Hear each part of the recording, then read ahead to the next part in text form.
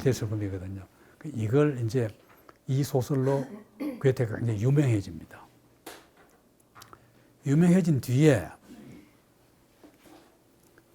이제 한 나라의 왕자로부터 초청을 받는 거예요.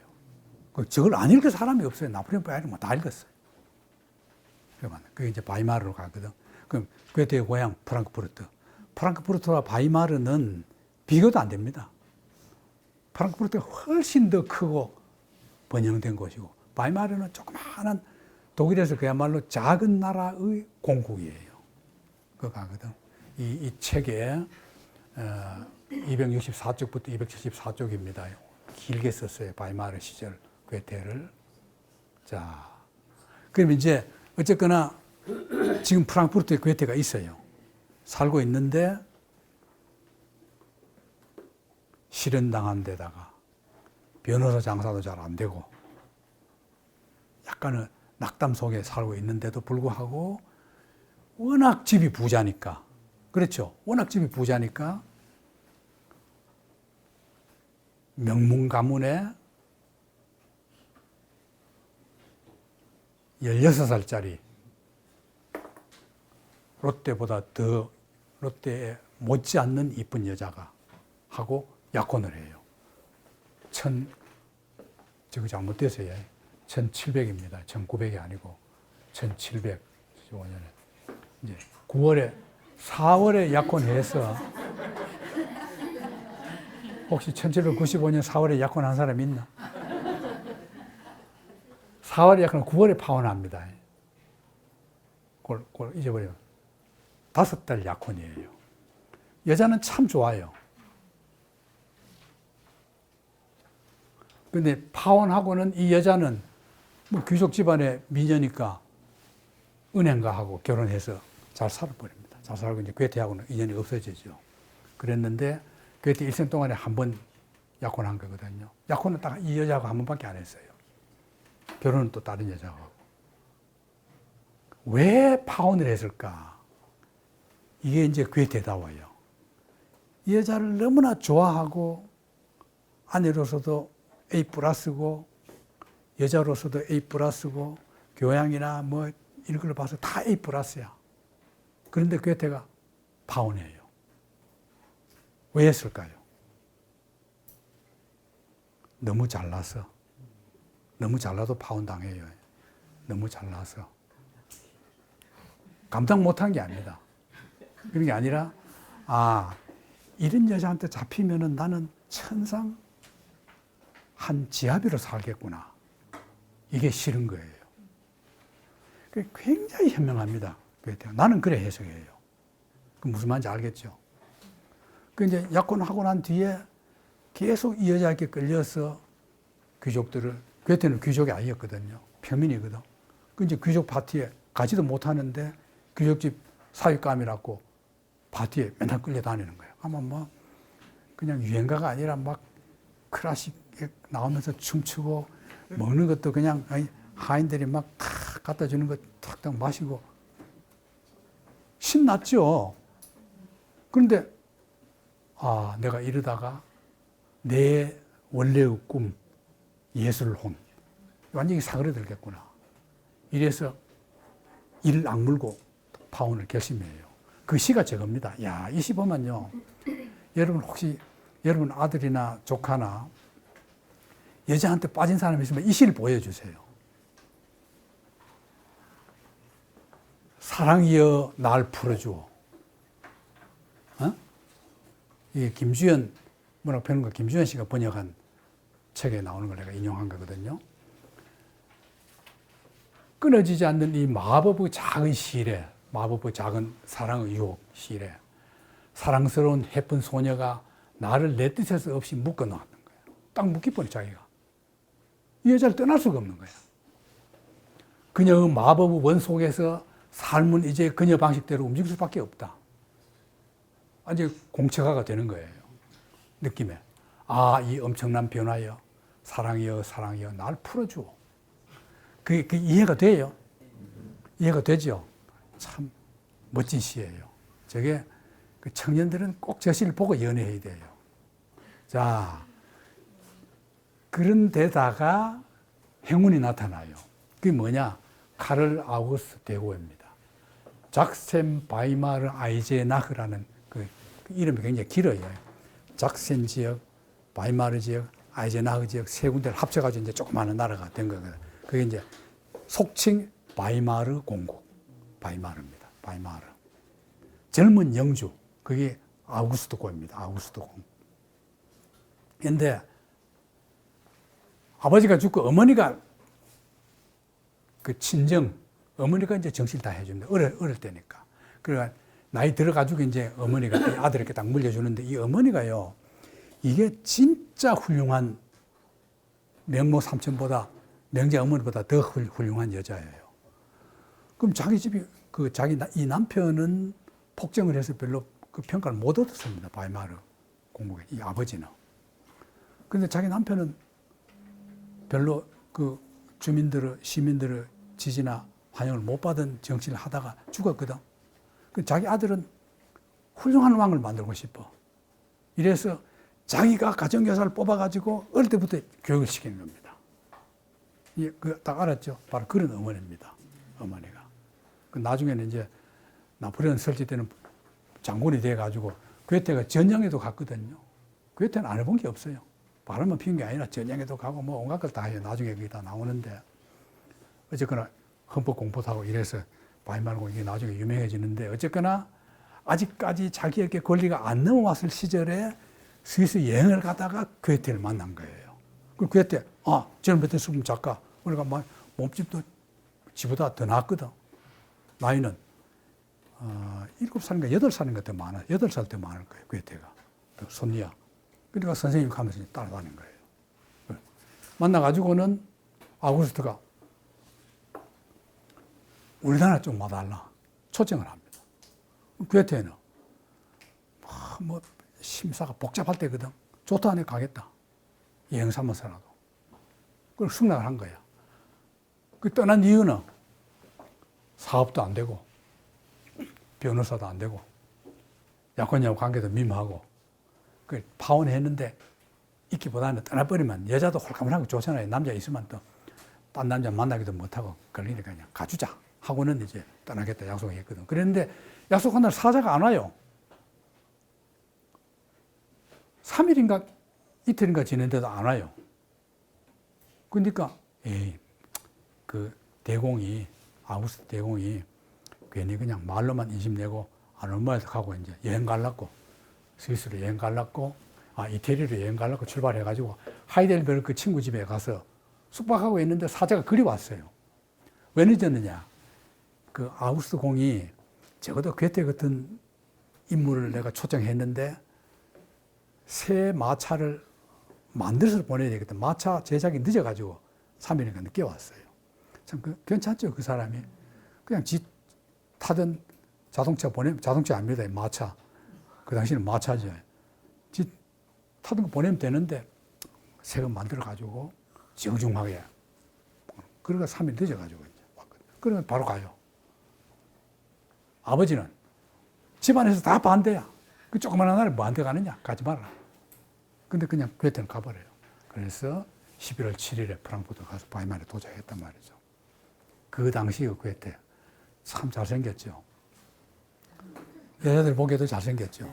남자들 보기에도 지금 아마 세계 문학인 중에서 제일 잘생긴 게 괴테일 거예요. 제일 잘생겼어요. 잘생겼어, 진짜. 당당하죠, 체격이. 당당하고 뭐. 근데 이제 어떤 분들은 저런 그림이나 사진 보고 좀 느끼하다 그래요. 좀 느끼한 느낌 든다고. 또 저런 남자 싫어하는 여자도 있어요. 뭐 다 지 마음이죠. 자, 여기 이제 이 나라 갔단 말이죠. 아우구스트 고이거든. 1세는 폭정이야. 독일의 저 당시의 영주들 중에는요, 얼마나 악집들이 많은지 뭐 그래서 독일이 저렇게 늦게 발전된 겁니다. 그 나쁜 곤주들은 영국이 저때 이제 미국을 식민지화 했을 때 미국이 독립전쟁 할 때 영국이 군인이 모자라니까 독일에서 용병을 모집합니다. 그 용병의 제일 악질, 미국 독립전쟁에서 미국 독립군들을 죽이는데 제일 앞장서서 악질로 놓은 게 독일 용병들입니다. 탄압, 해방, 독립 안 시켜주려고. 그걸 팔아먹어요. 두당 얼마씩 받고. 이 독일 영주들이. 그런 나쁜 것들이거든. 이것도 마찬가지야. 나쁜 놈이에요. 그건 이제 나중에 우리가 괴테 다음에 실러할 건데, 실러할 때 그게 아주 자세히 나와요. 얼마나 잔혹하게 팔아먹었는지. 그러거든. 그 어머니가 섭장. 이 어머니가 대단히 훌륭한 거야. 17년 동안 하면서 자기 아들을 잘 기른 거예요. 가정교사도 가지고. 응? 딱 알겠죠? 딱 알겠죠? 근데 괴테가 가서 몇 달 만에 이 왕자가 실권을 쥐어요. 딱 때맞춰 간 거죠. 바이마르입니다. 자, 가정교사가 누구냐? 빌란트입니다. 이 사람이. 참 가정교사를 잘 뒀어요. 근데 아무리 가정교사를 잘 둬도 안 된 놈은 안 돼요. 네로 가정교사가 누굽니까? 세네카입니다. 세네카는 그 당시 로마 최대의 석학이에요. 철학자고, 윤리학자고. 그런 선생 밑에서 네로가 나올 줄. 근데 쌤쌤이야. 세네카도 지 제자 세네카가 집권했을 때 온갖 부정부패를 다 해가지고 로마의 최고 거부가 됩니다. 나중에는 독약을 내려가 죽이려고 하는데 지가 독약 먹기 싫어가지고 자살해요. 지가 탁 째가지고 뜨뜻한 물에 피 빼가지고 자살합니다. 그러니까 뭐 선생이 좋아도 안 되고 제자도 좋아야 돼요. 근데 이 제자도 좋은 거예요. 이 빌란트는 튜빙겐 대학에서 법학하고 바이마르에서 공정 고문가에 돼가지고 이래 말해요. 하늘이 왕자와 그 주위 친구들을 버리지 않는다면 그대는 오늘부터 6년 후에는 이 자기 제자 아우구스트 공이 이제 왕이 됐을 때 이 사람을 만나기 위해서 온 세계에서 찾아온 인파로 줄을 잇는 왕국을 보게 될 것이다. 자기가 자신 있게 이 사람을 훌륭한 지도자를 만들겠다. 이래서 이제 키운 거란 말이죠. 참 부럽죠. 여러분들 저런 가정교사를 아들한테 붙이고 싶죠? 날 붙이면 돼요. 돈만 많이 내면 날 붙이면 내가 잘 키워줄게. 날 붙이면. 자, 괴테가 갔을 때는 18살. 이제 집권 나이가 됐습니다. 근데 괴테가 이래 평가해요. 괴테가 벌써 큰일 하게 될 싹을 나타내고 있었다. 괴테도 사람 보는 눈이 보통입니다. 약 10세 연장이라고 하는데 실제로 8년 차예요. 우리 얼음에 많은 이득을 가져와서 온 밤을 내 옆에 앉아서 예술과 자연의 문제, 여러 유익하다는 생각되는 문제들에 대해서 열심히 이야기하는 거예요. 밤새워. 아, 왕자가 같은 이 의자에 앉아가지고 막 이렇게 이야기하다가 이렇게 자기도 하고 완전히 그야말로 그 자기 동생처럼 제자처럼 그 왕자도 여간 아니고 괴테의 품도 여간 아닌 겁니다. 그럼 내가 볼 때는 그 문맥을 딱 내가 꿰뚫어 보니까 이래요. 아우구스트가 괴테를 시험한 겁니다. 나이 어린 놈이. 지 마형벌 때는 8살 차이 나는 그 대석학을 이걸 내가 옆에 두고 과연 내 말 잘 듣고 우리 나라에 도움이 될까? 인재가 될까? 그래가지고 말 타고 시골 가서 앉아가지고 테스트 하고 지금 우리나라처럼 장관 청문회하고 그것도 없어. 지가 같이 노는 거야, 그냥 돌아다니면서 막 술 먹고 밤새우고 술 마시면서 땡깡 부리면서 잔을 그냥 탁 던지기도 하고 막 완전 미친 척 하는 거예요. 그리고 딱 떠본 거예요. 그러고 보고 완전히 그야말로 일심동체가 됩니다. 그거 알겠죠?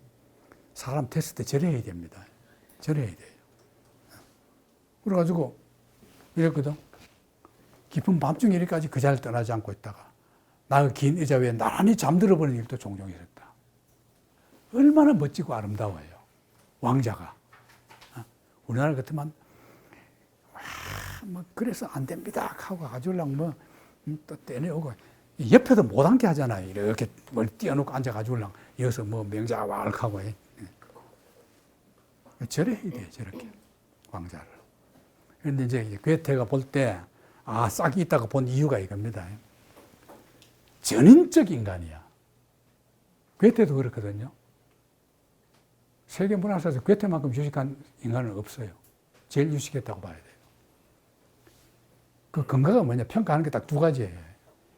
인물과 성격을 구별할 수 있는 능력이 있다. 여러분 사람 볼 때도 저거 구별할 줄 알면은 사람을 정확히 보는 겁니다. 인물과 성격이 뭐가 달라요? 인물의 원래 바탕은 안 변해요. 타고난 거. 안 변하죠. 성격은 변합니다. 물론 성격도 안 변하죠. 그러나 많은 수련과 이 도를 닦음으로써 성격이 급한 것도 느긋해지고 뭐 그런 변화는 있습니다. 그런데 인물, 타고난 원 바탕, 그게 그릇이 크게 되어가지고 어떤 일을 처리한 거 이런 거는 안 변하거든요. 그러면 자기 이제 왕이 자기 참모를 쓸 때, 장관을 임명할 때 저걸 구별해야 되거든. 쉽게 말하면 나는 저걸 그래 풀이하거든요. 나는 사람을 평가할 때 이래 평가해요.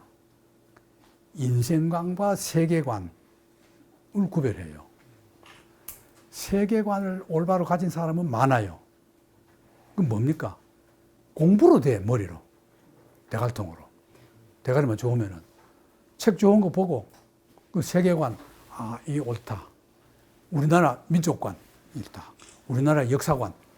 공부하면 다 돼요. 식민지는 나쁜 거고, 뭐는 어떻고, 다 돼. 되죠? 인생관은 안 돼요. 인생관은 뭡니까? 자기도 그 세계관에 걸맞게 살아야 돼. 그런데 세계관, 내가 공부한 건 이게 옳고, 이게 옳고, 이게 옳은데, 이쪽 가면 고생하니까 돈 많이 생긴 데 가자. 그리고 적당히 타협해서 사는 거예요. 무슨 말인지 알겠어요? 그러면은, 연애도, 인생관까지 일치한 사람들 연애도 그래 합니다. 지 마누라 하고 세계관과 인생관이 같은 사람끼리 연애하면 아무 일 없어요. 근데 세계관만 바라섰고 인생관이 안 선 사람이 하면은 적당히 장가 가버려. 부부하고 자기 세계관하고 달라진 부부가 될 수도 있는 거예요. 어쨌든 그래서 저게 이제 굉장히 중요한 겁니다. 그러니까 여러분들도 정말로 어떤 지식인, 사회적인 어떤 뭐라 그러나, 여론을 주도하는 그런 층의 인사들 평가할 때는 저걸 봐야 돼요. 세계관과 인생관이 일치하느냐, 안 하느냐. 인물과 성격이 일치하느냐, 안 하느냐. 그걸 평가해야 됩니다. 그다음 두 번째. 지극히 숭고한 선이나 지극히 순수한 인간에 사람을 좋아해야 돼요. 사람을 뭐 보고, 저거는 뭐 못난 거, 저거는 돈 많은 거, 저거는 안 이쁜 거, 저거는 이쁜 거. 그 사람 차별하면은 그건 벌써 지도급 인사로서 그건 탈락이에요. 괴테가 본 거예요. 근데 뭐 괴테는 자기 보니까 아우구스트가 너무나 좋은 거야. 딱 알겠죠? 이것만 하면 여러분 강사를 좀 더 내야 되지 않나? 딱 참 중요한 겁니다. 참 중요한 거예요. 그럼 이제 괴테가 볼 때 이 왕자는 제일로 국가 행복을 생각합니다. 자기 자신에 대해서 마지막에 조금만 생각합니다. 인류 전체를 행복하게 해주고 싶었을 것이다. 사랑은 사랑을 낳고 사랑을 받고 있는 사람은 통치하기도 좋다. 지금 맞아요. 우리나라는 왜 이렇게 방골도 많은 줄 압니까? 다 고생하면서 사랑을 못 받고 컸거든. 그러니까 전부 이기주의자가 되는 거예요. 아니면은 사랑을 너무 많이 받고 자랐어요. 지금 젊은 애들은.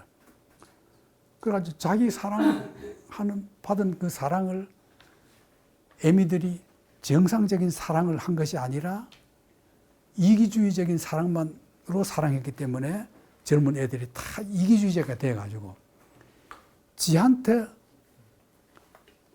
100원만 손해놔도 그까지 올랑 발광을 하고 자기 집안에 1억 손해나도 그건 안 돌아보는 거야. 그게 젊은 사람들 아닙니까? 지금 괴테 사람 보는 거야. 그 당시 아우구스토는 아주 젊었어. 우리는 미친 짓 하면서 지냈다. 그러면서 괴테는 이 사람을 고급 포도주 같다. 근데 한참 발효 중이다. 그 괴테가 많이 가르쳐 준 거야. 빌란테한테 교육 잘 받았는데도. 딱 알겠죠? 그는 자기 정력의 배출 걸 모르고 있었어. 사냥용 말로 덤불과 개천 뛰어넘고 마구 달리고 사냥하다가 밤에는 모닥불 피우고 오두막에서 잠자고 참 저 정도 되면은 훌륭한 정치인 아니에요? 그렇죠? 그가 처음 한동안 나를 여러 가지로 괴롭혔고 근심 걱정 끼치던 것은 부정할 수 없다. 그렇지만 그는 바람직한 천성을 가진 분이었기 때문에 얼마 안에서 마음도 맑아지고 이럴 때 없이 훌륭한 수양을 쌓아갔다. 괴테가 그런 심성을 다 전해준 겁니다. 빌란테는 저리 못했을 거거든. 선생으로 점잖게 가르쳤겠죠. 근데 괴테는 그냥 같이 막 그냥 술 먹고 깽판 부리면서 논 거죠. 참 멋진 장면 아닙니까? 정치가들 저래야 돼요. 그런데 괴테는 어디 가도 여자를 제일 먼저 봐요. 근데 괴테가 처음에 딱 가니까 그 궁정 다 왕한테 아부파들이 이미 입막이 쳐져 있거든요.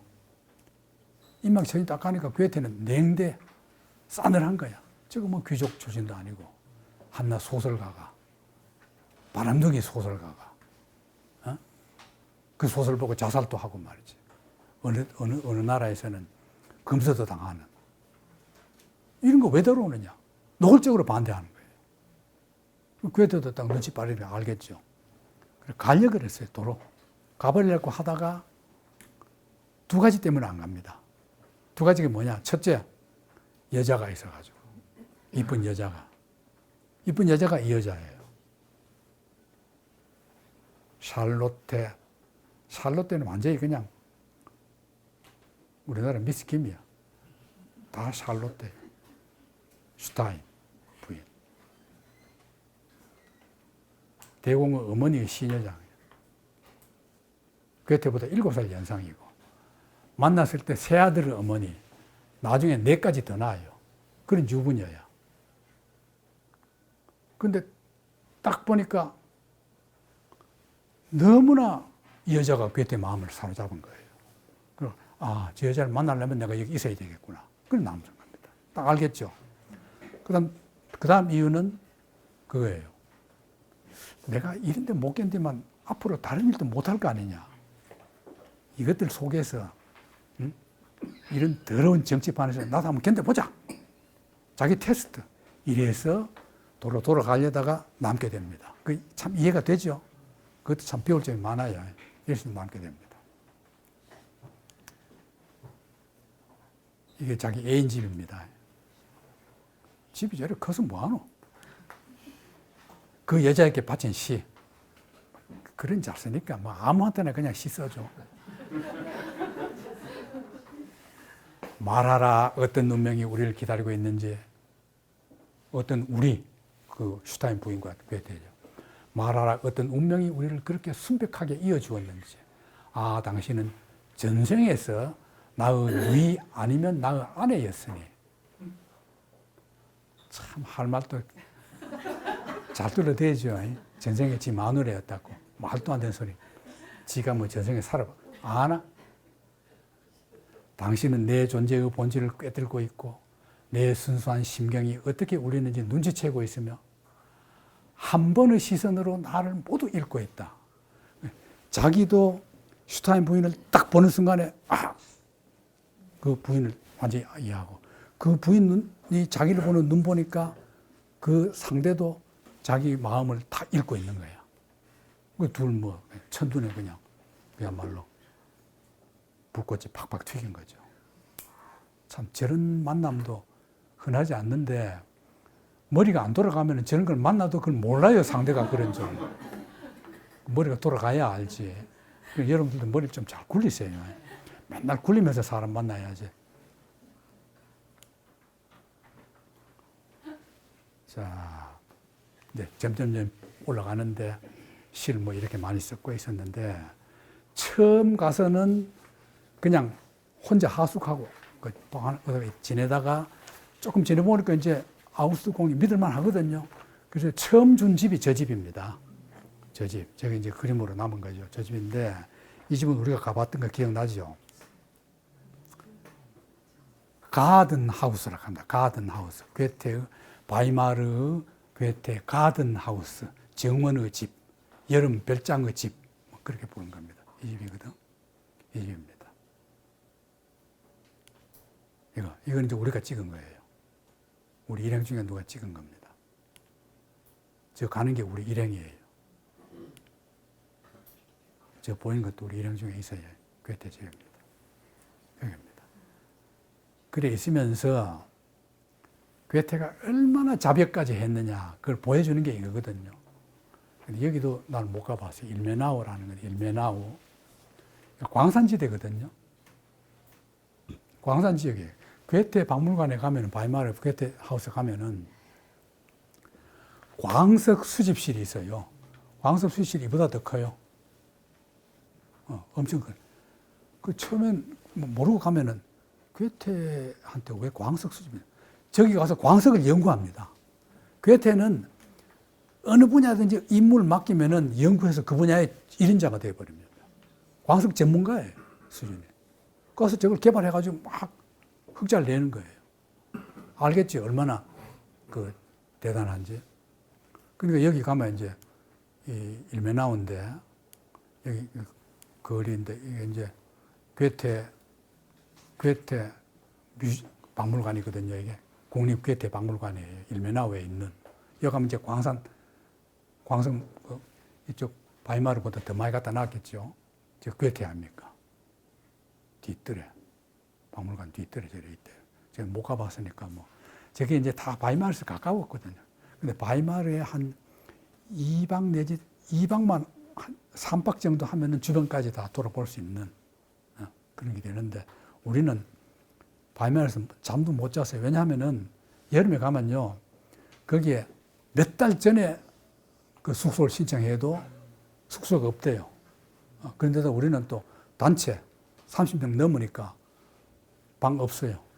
그런데 이제 홀가분하게 한 5명 가면은 미리 예약해놓고 가면 거기서 자면서 이제 바이마르는 괴테만이 아니거든요. 바로 옆에 실로도 있고 거기 뭐 온갖 음악가 뭐 철학자 니체 어머니가 살던 집부터 거리 하나하나가 전부 그 박물관이거든요. 그러니까 하룻밤 자면 참 좋죠. 거기서 이제 독일 맥주 한 잔 까면 얼마나 맛이 있겠어요. 가서 좀 보시고 오시란 말이에요. 자, 그 괴테가 있으면, 그럼 괴테는 막강한 권력을 가지고 문인들이, 그 당시 독일 문인들이 취지가 안 되고 밥 먹을 거 없으면 다 괴테 찾아가. 그럼 괴테가 또 사람 보는 눈이 있잖아요. 다 테스트 해가지고 마음에 들면은 자리 주고 아니면 안 줘요. 근데 이제 헤르트, 유명한 평론가거든요. 종교총감독으로 유명합니다. 종교총감독이 되면은 바이마르 공국에 있는 모든 성당 교회의 그 임명권과 인사권을 가집니다. 막강한 거죠. 이게 이제 괴테 시거든요. 삶의 숱한 즐거움보다는 차라리 고통을 통하여 나는 나를 때리고 견뎌내고 싶노라. 그 같은 머리 숙이면 모두 가슴에서 가슴으로 갖는 것. 아픔은 얼마나 자기만의 것인지.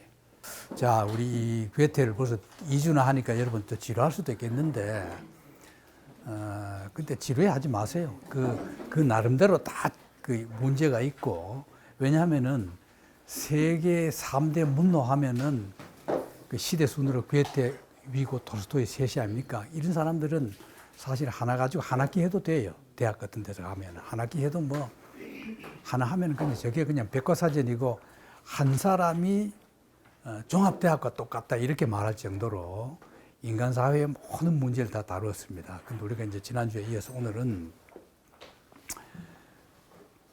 지금 이제 어디 있어요? 괴테가? 바이마르에 있죠. 그 바쁜 중에도 이제 글을 써요. 글을 썼는데 이때 처음 쓴 게 이게 이제 희곡입니다. 희곡인데 타우리스 섬의 이피게네야. 이피게네. 굉장히 좀 전문적인 건데 요거를 좀 잘 들어보세요. 여러분 뭐 글 쓰는데 뭘 상상하는 데 도움이 될 거예요. 원작은 에우리피데스입니다. 누구예요? 그리스죠. 그리스 3대 비극 작가 중에 하나죠. 제일 잘 쓰는 비극 작가 중에 하나인데 내가 이 원작을 먼저 이야기해 줄게요. 원작을 이야기할 때 잘 듣고 왜 괴테가 다시 썼을까?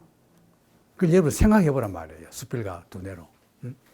근데 원작이 잘 됐다. 나 감동하고 박수 치고 그만두겠다. 그러면 그럴 수 없는 거죠. 나는 이렇게 고치고 싶다. 이게 이제 하는 거거든요. 미케네 왕가입니다. 이 배경이 미케네 왕가. 근데 이 집이 다 얘기하면 복잡하고 아가멤논의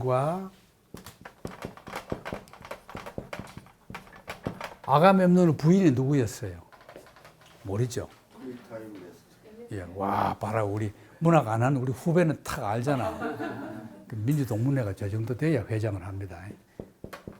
크리타임 레스트랍니다.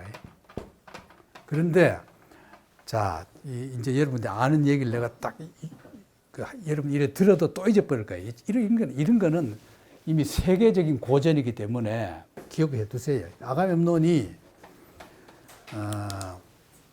트로이 전쟁 때 뭐였어요? 총사령관이죠. 총사령관으로 이제 간단 말이에요. 이제 그리스에 있는 장군들 다 모아가지고 배를 타고 가다가 어느 섬에 이제 쉬고 있는데 바람이 안 불어서 더 가지를 못해요, 배가. 그럼 어떻게 합니까? 점을 치죠. 그리스 말로는 이제 예언자한테 묻는다 하는데 우리식으로 말하면 점을 치는 거예요. 점을 치니까 신이 노해서 제물을 바쳐야 된다. 그 제물 누굴 바치느냐? 아가멤논의 딸을 바쳐라. 딸을 바쳐라 이거예요. 그 딸이 누구냐? 그게 이피게네입니다. 이피게네. 이거 표기는 다릅니다. 이피게네아, 이피게네이아, 뭐 이피게네이 뭐 다른 어떻게 이피게네야, 이피게니에 여기 이제 독일식 발음으로 한 겁니다. 이피게네거든. 이 딸 바치라는 거예요. 그러면 이제 아가멤논이 가만히 보니까 이제 집에 이제 마누라한테 딸 보내라 하면은 여러분 같으면 보내겠어요? 제물로 바쳐가 죽이니까 보내라 하면 죽어도 안 보내죠. 이혼하지 않나? 이혼해야 되지 않아요? 그런 것부터 생각해 보란 말이에요. 그러니까 거짓말합니다. 어떻게 거짓말하냐? 최고의 장군하고 결혼시켜준다. 그러니까 좋아가지고 같이 데리고 왔단 말이에요. 와서 보니까 그 장군 지가 장악하는 것도 몰라요. 그래서 아이 내가 쏘갖고 가고 보니까 딸 바치는 거예요. 그건 뭐 할 수 없거든요.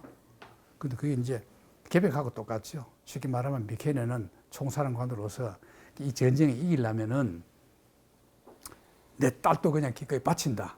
그래가지고 이제 바치려고 하는데 이제 바치고 있는데 마침 또 착한 신이 또 다 있어요. 이런 구약에도 보면 다 죽이려고 하다가 살고 한 게 누구예요? 자기 아들 죽이려다 산 거예요. 다 있잖아요. 우리 다 봤잖아요. 그런 식으로 신이 나타나서는 갑자기 쫙 안개와 연기가 끼면서 딱 보니까 딸은 데리고 가버리고 거기에 다른 사슴 한 마리가 놓여가지고 그걸 가지고 제사를 지냈단 말이에요. 지내고 이제 배를 타고 이제 전쟁하러 갔는데 그럼 그 이피게네야 누가 데리고 갔을까? 그것을 이제 구원의 신이 데리고 가서 여기 갑니다. 타우리스 섬에. 크림반도 타우리스 섬에. 여기 가서 여기에 왕한테 바쳐서 그 신지기가 돼요. 신지기. 신당 지킴이가 됩니다. 그 심지어는 무녀가 되어 있거든. 무녀가 되어서 이제 오랫동안 살고 있습니다. 그동안에 한편 다시 이쪽으로 가면은 아가멤논이 어떻게 했습니까? 트로이 전쟁 가서 뭐 했어요? 전쟁은 아킬레우스나 다른 장군들이 다 하고 아가멤논이 뭐 했습니까? 바람 피웠죠. 바람. 남자들 다 그래요. 바람 피웠단 말이에요. 바람 피운 것도 그냥 피운 게 아니라 지 마누라보다 더 낫다 하면서 그 여자가, 포로를 잡은 여자가 그런 소리 해가면서 그랬거든. 이제 그게 또 이제 본 마누라한테 딱 소문도 가고 이랬을 거 아닙니까? 그런데 본 마누라는 한편 고국에서 뭐 했느냐? 시동생하고 사촌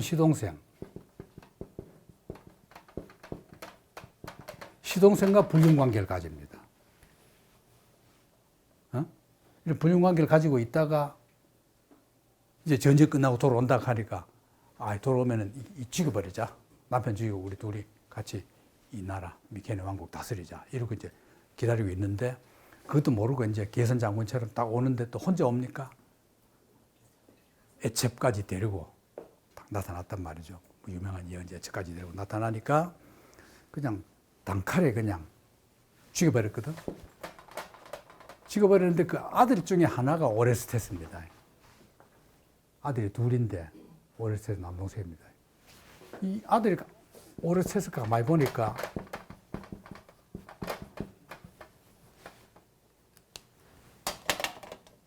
어머니가 아버지를 죽였단 말이죠. 그래서 또 어떻게 내가 원수를 갚을까 딱 점을 쳐보니까 그건 어머니를 죽이는 것은 죄지만은 아버지를 죽인 여자를 죽이는 건 죄가 아니다. 말이 돼요. 그래서 어머니를 죽여버려요.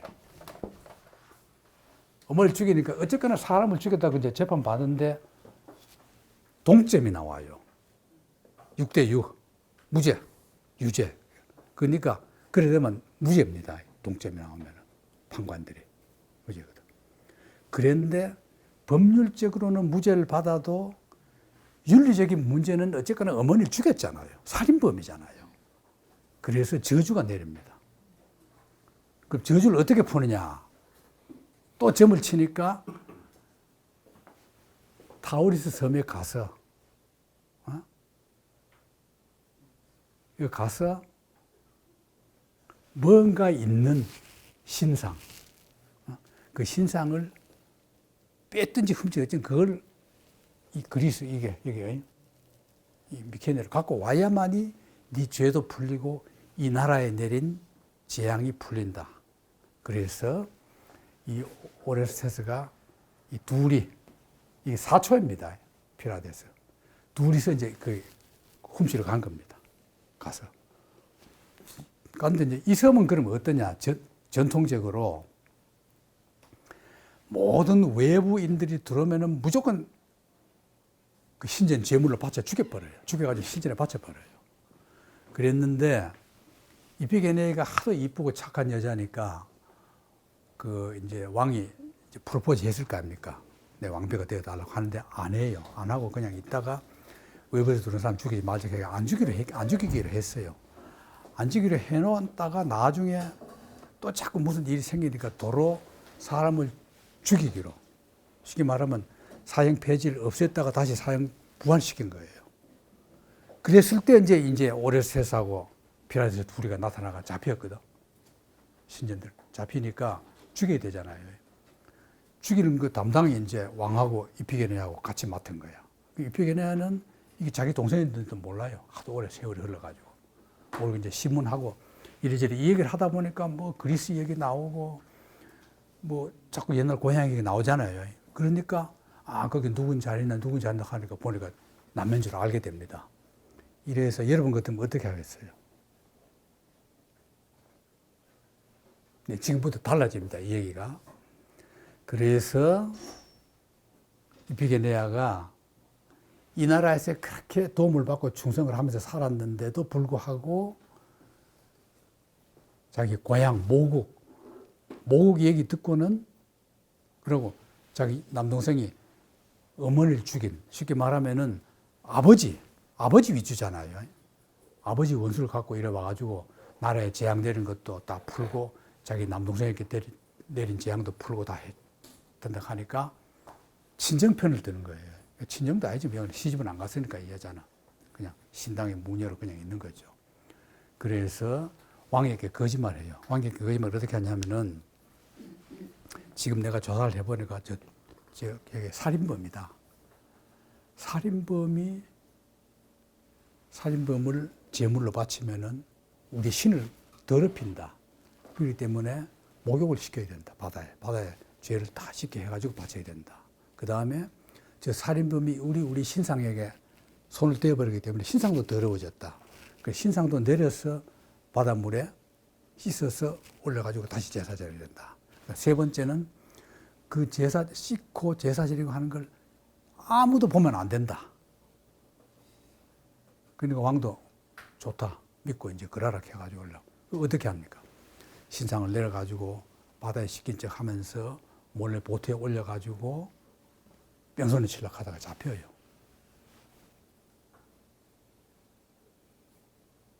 이제 그러고 나중에는 이제 왕이 듣고 탐복해서 용서해 줬가지고 다시 갔다. 고도 하고 또 일명 다른 줄거리에는 그런 거짓말 해가지고 그냥 그대로 뺑소니 쳐가지고 그냥 와가지고 자기 동생 죄를 다 씻겨주고 자기 나라에 내린 재앙도 풀어줬다. 이게 이제 원래 그거는 어쨌거나 왕에게 거짓말을 했거나 아니면은 거짓말도 안 하고 그냥 뺑소니 쳐가지고 도망와서 성공해서 재앙을 풀었다. 이게 원래 에우리피데스가 쓴 오리지널이란 말이에요. 그럼 괴테가 이제 읽어보고 고쳐야 되겠다. 꼭 생각한 점이 뭘까요? 여기 답이 있어요. 이게 이제 괴테 겁니다. 왕에게 진실 말하고 도움으로 귀향하도록 만드는 거. 이건 뭡니까? 아까는 이피게네아 자신이 왕에게 거짓말 했잖아요. 자기가 오랫동안 모시고 있던 왕에게 직접 지가 거짓말 했거든.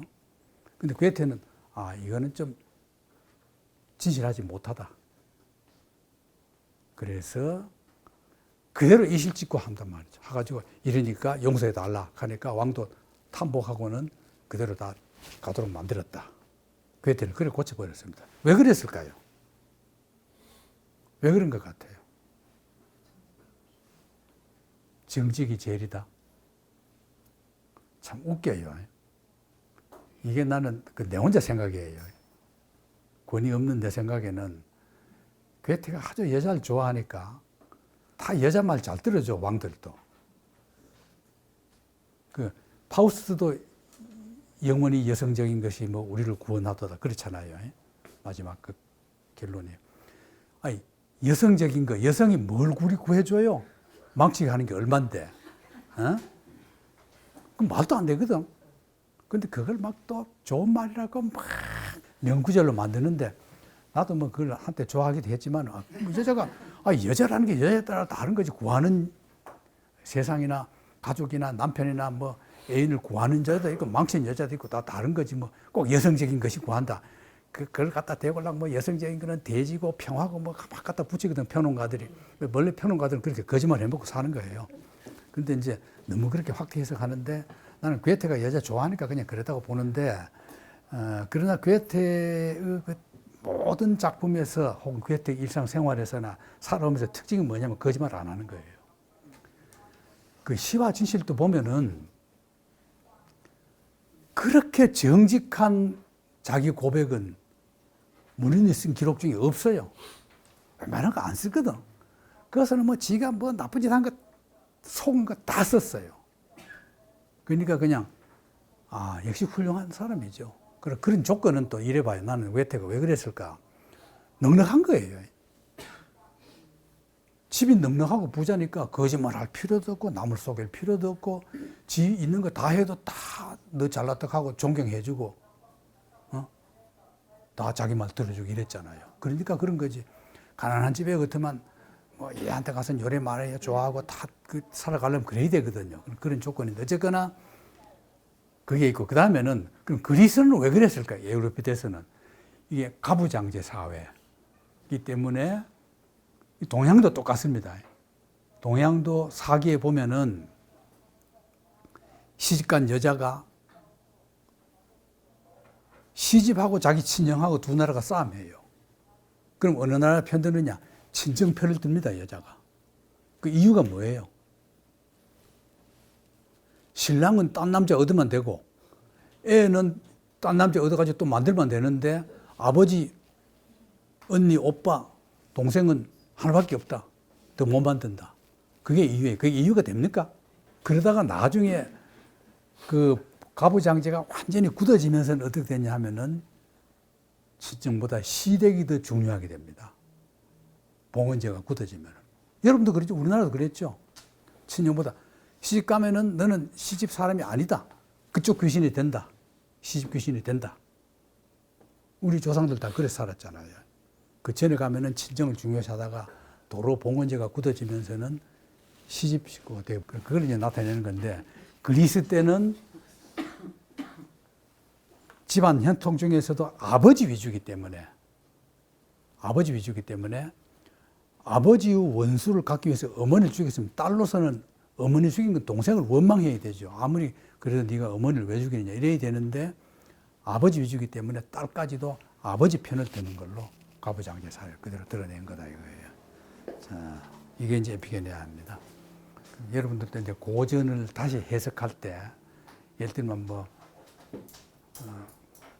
춘향전 가지고도 뭐 옛날 영화에 보면 탈선 춘향전 영화를 만든 사람도 있고 그 흥부전 가지고도 놀부가 더 옳다고 주장하는 사람도 있고 놀부가 이제 자본주의 기본 노동 정신에서 놀부가 옳다. 흥부는 맨날 놀았지 않느냐 뭐 그렇게 이제 놀고 맨날 애만 만들고 말이죠. 그런 식으로 해석하듯이 그런 식으로 이제 해석하면 이해가 되는 거죠.